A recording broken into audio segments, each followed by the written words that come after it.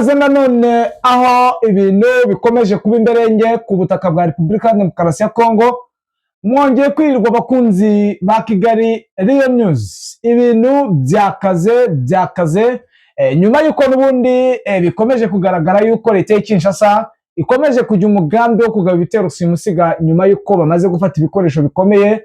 Maginga ya ibintu bikomeje kuba bibisahi. Tugiye kurebera hamwe ibikomeje kuba mu bice bikomeye cyane bikomeje kuberamo imirwano muri Sud Kivu cyane mu misozi miremire y'Iminembwe. Ni mu gihe kandi indondo y'Ubuvira tayari ubu nayo ikomeje kugenda ikorerwamo operation akomeye nyuma yaho n'ubundi ingabo za FDNB zagiye gukubitayo ibirindiro simusiga Karunduru. Ku murongo wa telefone nk'ibisanzwe dufite Bwana Bizima uburi muri biriya bice ndetse ugenda utwapudetinga uko situation ihagaze.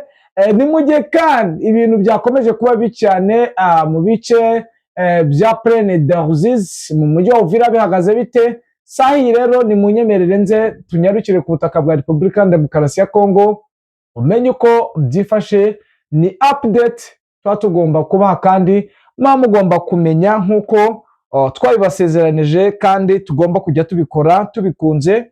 Urukundo mugenda mutugaragariza natwe nirwo tubakunda kandi reka mbanze mbifurize kugubwa neza kuri iki gicamunsi cyo kuri uyu wa gatanu. Ni impera za weekend, ni ku itariki ya 20 z'ukwezi kwa kabiri 2026. Iki gicamunsi rero ni icy'impinduka, ni iminsi imaze kuba ibiri agahenge kabaye nk'umugani ku butaka bwa Repubulika ya Demokarasi ya Kongo.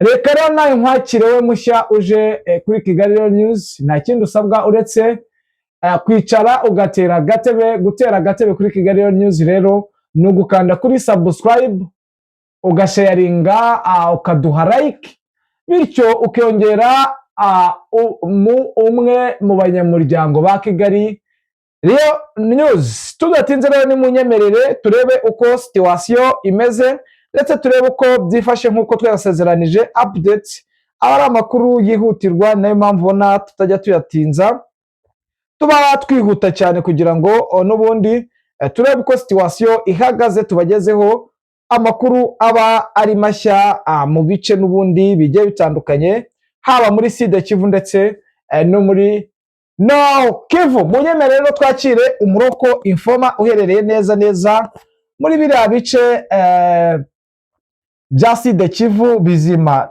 Bwana Bizima, wiriwe neza? Iriwe neza. Igicamunsi cyiza. Yego namwe. Duheruka kuvugana mu masaha y'isa sita, ubu tuvugana ni mu masaha y'isa 9 ngira ngo zishyira saa 10.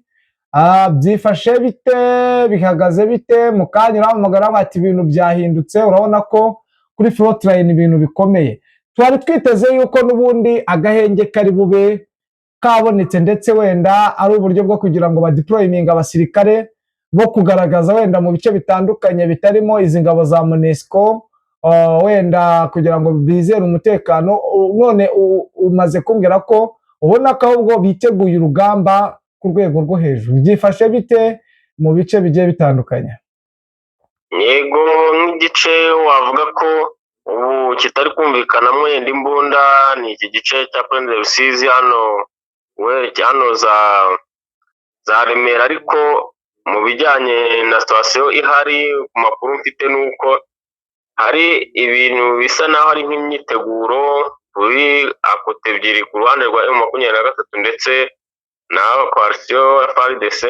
Rero urumva ko byanze bikunze bisa naho bituje mu aka kanya kuri iyi saha, ariko hitezwe ku isaha n'isaha hari ikintu gishobora kuba kidasanzwe kuko FARDC isigaye isa n'iyadukanye ikintu cyo gukoresha kurwana nijoro, kandi ubusanzwe ntabwo byari bimenyerewe cyane, byabaga mu masaha ya kare cyane mu rukerera, ariko urabona ko ubu ngubu bitunguranye bari kujya bagaba ibitero mu gicamunsi hejuru y'aya masaha turimo, ku buryo nka saa 11 ujya kumva imbunda z'ubwoko bwose zibaye nk'izivugiye rimwe, wakura amakuru neza ugasanga niyo masaha bagabyemo ibitero kandi n'uburyo butari busanzwe. Rero byitezwe ko muri iki gice hashobora kuba icyo kintu muri aya masaha ari imbere byitezwe, kuko ni ikintu gisa naho badukanye muri iyi minsi kurwana mu masaha nk'ariya ntabwo byari bisanzwe.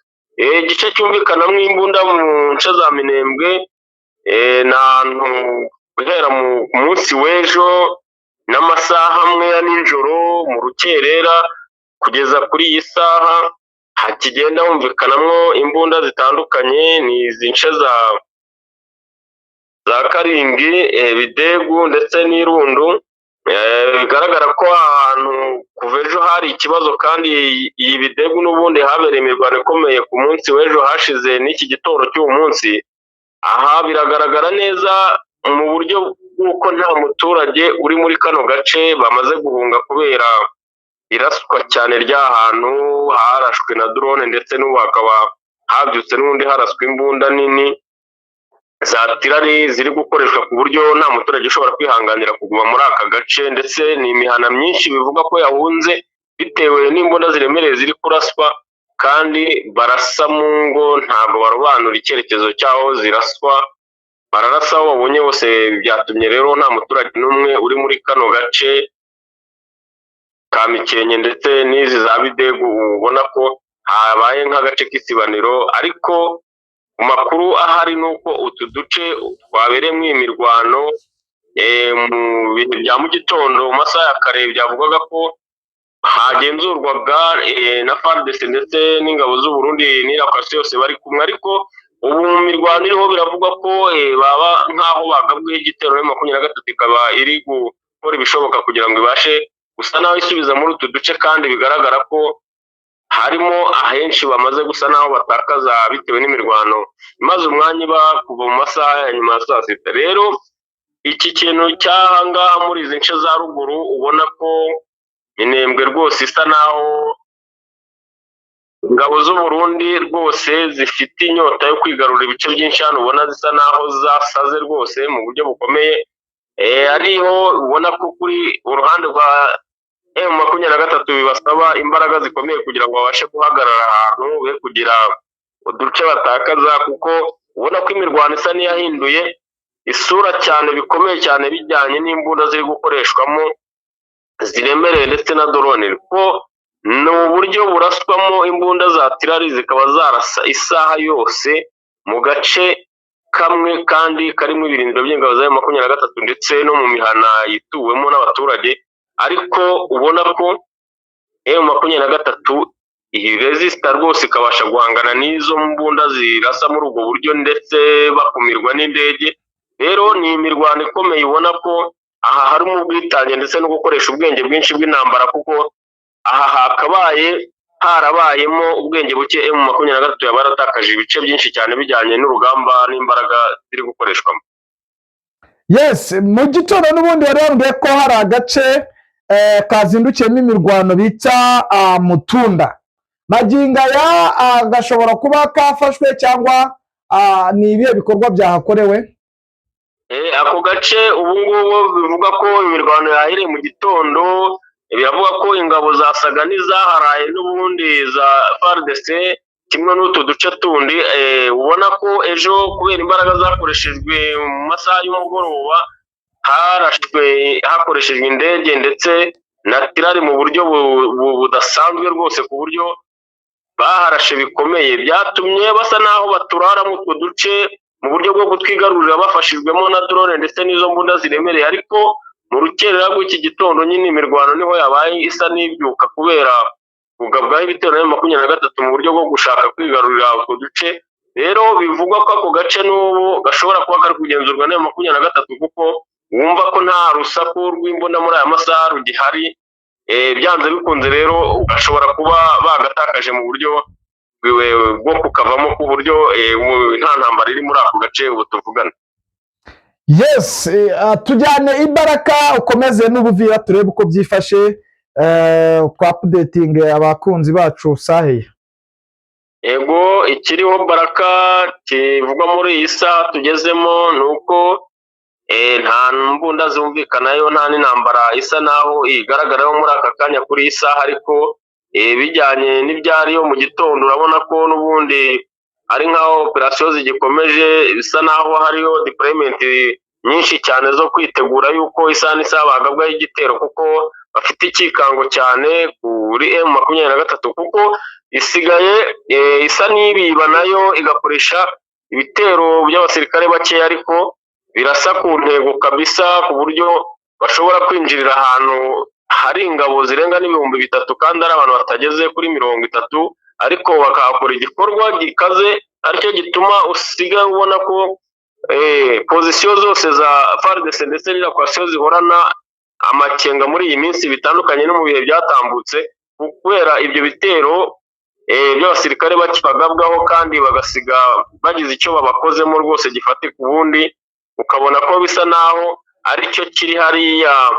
Baraka ubona basa naho biteguye, bitakiri muri ya muvoma yabo wasangaga bibereye ahantu hariho hose. Uri kubona ko impinduka zabayeho kubera bafite amakuru y'ikikango cy'uko M23 ifite style nshyashya itangiye gusa naho ibagabamwe ibitero ibatunguye, kandi itirengagije yuko hari imirwano bahugiyemo mu misozi miremire ya Minembwe, ariko ukabona habayemo akantu ko kubiba, bakaba bamanuka hariya Baraka neza, ubona uburyo hari ingabo nyinshi zitandukanye, ariko ntibatinye kugenda ngo babarasemo rwose, kandi bakabahungabanya mu buryo budasanzwe.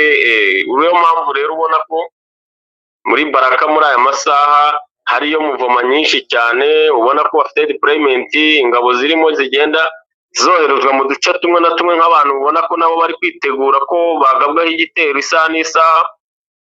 Ariko mu buryo bujyanye n'abaturage muri aka gace, n'ubundi kubw'amakuru baba bafite, baba bakomunikana n'abantu batuye mu nce ziri kuberamo imirwano, urabona ko nibo baba bazi muvoma y'ingabo zose uko imeze. Urabona ko bafite amakuru nabo ko hano Baraka hashobora kugira impinduka zihaba yuko hagabwa ibitero bitewe na M23, kubera uburakari ifite bw'ibitero babahozaho, kandi ubona ko iyi pozisiyo ariyo iturukaho musada n'ibindi bikoresho byose bijya mu rugamba rwo kwifashisha muri kiriya gice cya Minembwe. Mu Buvira na Perezida Ruzizi, ndumva wenda wakomozaho, sinzi uko situwasiyo ihagaze. Yego, ndavuga kuri Perezida Ruzizi niho bigaragara ko mu makuru ahari yuko hari plan ikomeye cyane ituruka ku gihugu cy'u Burundi, ko hari ahantu bashaka kuhashyira deployment ikomeye cyane, ku buryo ari abantu bifuza kwigarura biriya bice cyane ndetse bikomeye, kuko ngo bafite amakuru neza ko kiriya gice aricyo kibabuza kugira intego bageraho muri kiriya gice cya Minembwe. Ariyo mpamvu ubona bafite ikintu cy'uko hari ahantu bakeneye kuhigarurira mu buryo budasanzwe. Ariyo mpamvu ubona ko deployment zihari muri aya masaha, ndetse guhera mu gitondo cy'uyu munsi urabona ko zifite ikintu cyerekezwaho yuko hashobora kuba imirwano ku masaha yaza cyangwa ku munsi w'ejo ikomeye cyane mu buryo budasanzwe.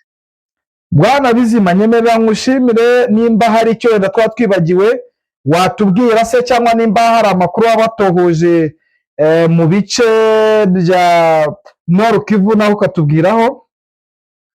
Reka nse n'ugarukaho, ubwo agace ka Uvira hano mu mujyi bivuga ko hashobora kuba hari ibikoresho ndetse n'abasirikare barimo kuza biyongeramo cyane kuri aya masaha baturutse i Burundi. Ubona ko ari mu buryo bwo kujya kunoza umugambi wabo bafite w'ibitero bishobora kugabwa muri kiriya kibaya cya Rusizi.